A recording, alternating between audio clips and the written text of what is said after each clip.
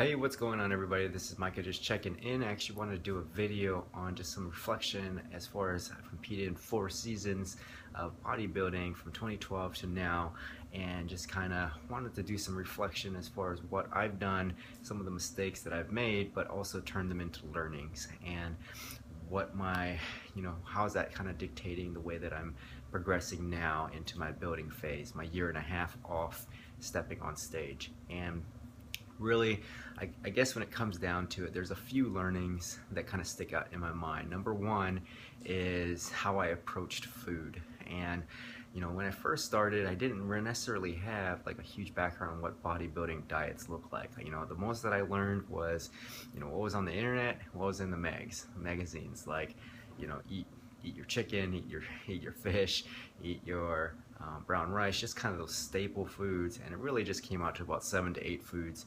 And so my relationship with food during a contest prep looked a lot differently during like a building phase, and just kind of eating a lot more variety.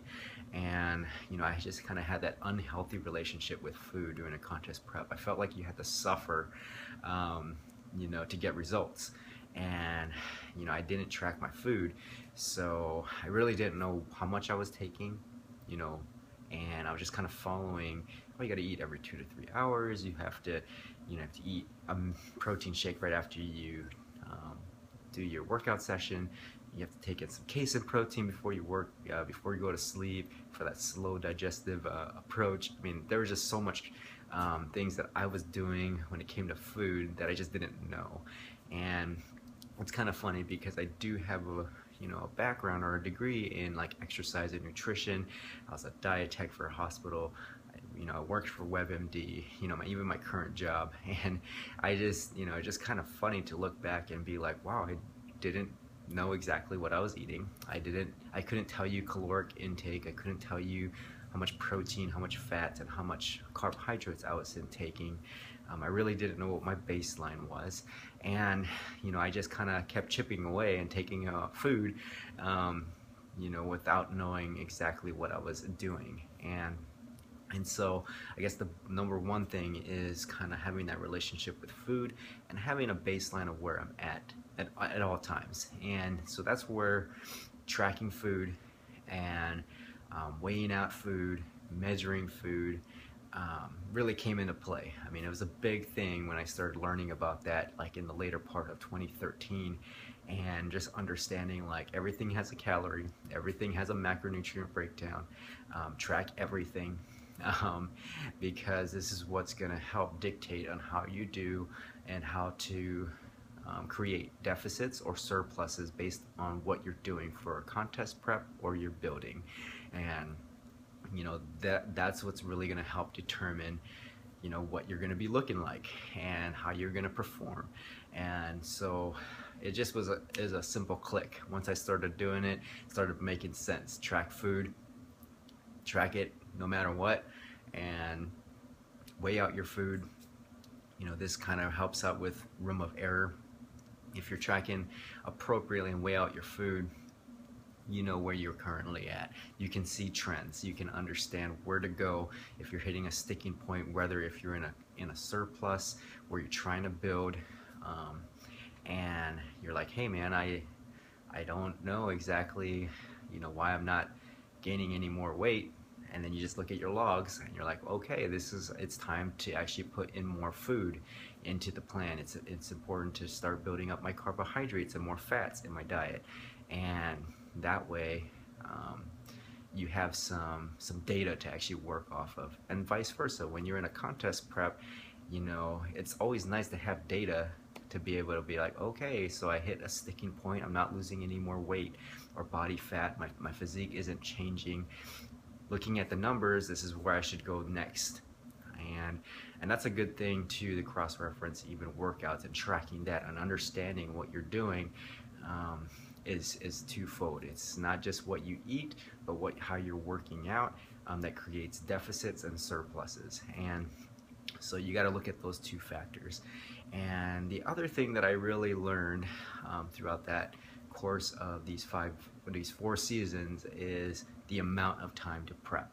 And so often when I first started, I did 12-week preps, I did like 14-week preps, 16-week preps. I mean, these, it just wasn't a good amount of time for me to get fully conditioned, and I felt like I was always sprinting to the end and being like, oh man, I gotta take out more food and I gotta start doing crap loads of cardio, and just so that I could get the conditioning that I was aiming for. And guess what? I never got the conditioning that I wanted with that approach.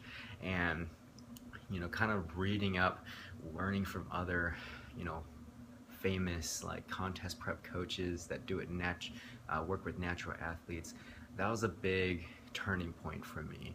And I'm like, wow, long preps like 20 plus weeks, 25 plus weeks, 30 plus weeks. I mean, that just seems like forever. Like you're prepping for more than half the year at that point. And don't you feel like that's going to be detrimental? And when you think about it, a longer prep gives you the time. It's a lot less stress because you're not sprinting to the finish. You're giving enough time realistically to help with progression, and giving you enough time to, make sure that if you hit a sticking point, you still have time. And that's the one thing that one of the things that you can't just appear out of nowhere is more time. If you've given yourself 20 weeks, you've got 20 weeks. If you've given yourself 12 weeks, you've only got 12 weeks to make progression. If you've given yourself enough time, and that's what's going to give you the ability to look that conditioning, or bring in that physique that you're aiming for to the stage. And so that was a big thing too. And so this last prep was a 27-week prep. And don't get me wrong, it wasn't easy, but it was well worth it when it came down to what my progression looked. I looked the best that I've ever looked, ever, just by the pure fact that it was a longer prep, and I was doing things appropriately, tracking my food and understanding what I was intaking, what I was doing for a deficit with cardio, what I was doing for my workouts. And really, those are the things that really helped my progression. So number one was relationship with food, tracking food and understanding where my food was coming from, and that allowed a lot more variety, a lot more flexibility within my preps and in my building phase. And the second thing that's been helpful is just giving enough time. Realistically, how long is it going to take me to be ready on that stage, for me to feel like I've reached my proper conditioning that I need to, to hit that stage and feel really confident in what I'm bringing. Number three, the third thing that I've learned is having a proper building phase. And I've been really hesitant to take time off, just because I like the experience of what I'm doing. I like competing every year, and I actually really enjoy the process, but I also enjoy the end results. Like, I get addicted to that, and I also just love the people that I'm associated with in these contests. And so thinking about taking a longer extended period of time away from the stage, it was a hard sell for me. But after competing this past April, I would say back in like February and March time frame of this past year, I was really thinking about, like, wow, what would it be like to take off the rest of this 2015, take off all of next year 2016, and come back in 2017, picking a show and just aiming for that year and a half at least off the stage. And the more I thought about it, the more I was like, wow, yeah, that sounds great. Because at this point, I'm like, I've been competing for the past 4 years. I've made some good progression with my physique. I have a better understanding of food and training, and now it's the next step. And the next step is to have a good building phase, a proper one, giving myself ample time to actually work on the things that the judges have told me. Get bigger, grow, take some time to grow. And that way you can bring in something a lot better when you step on stage again. And so I'd say that's the biggest thing, is that I took that time off, or starting to, and just it's a different, I guess it's a different thought process, because at this time during like August, I'm already thinking like, typically I would be already thinking like, when should I start my prep? Maybe October. So I gave myself 30 weeks to prep for a show in April. No, I don't even have to think about that right now. I have to just think about what's going to get me there, as far as building as much muscle as possible within this time. And I will say it's sometimes hard to think about that and not stepping on stage, but I will say that I can still be involved in contests. I can still help others on their journeys as well, since I started contest prepping some people, and I think that's going to still give me that ability, that connection that I've been wanting to stick with. And so those are the three biggest things that I've learned. And hopefully that kind of helps with you folks that maybe just be starting or just still struggling along the way, to kind of have that progression that you're looking for. But those are the three things that I feel like, if I didn't learn these things along the way, I'd be stuck at ground zero from my 2012 season and not learn anything, and continue to either get the same results that I was getting in 2012, or I would be not even doing bodybuilding at this point.